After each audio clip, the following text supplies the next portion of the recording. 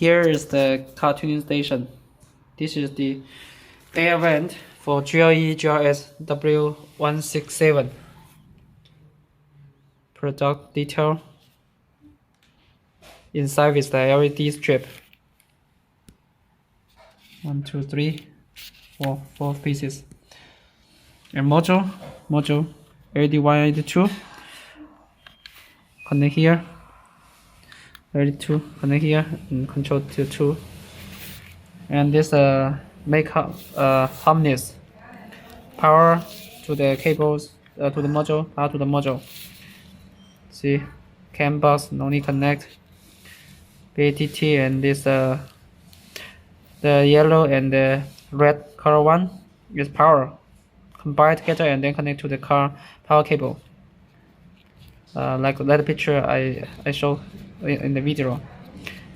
This is the black color is GND, and there's another link cable. Yeah, need to connect this link cable.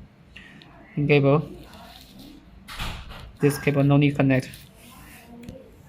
It is easier to install. Car tuning station.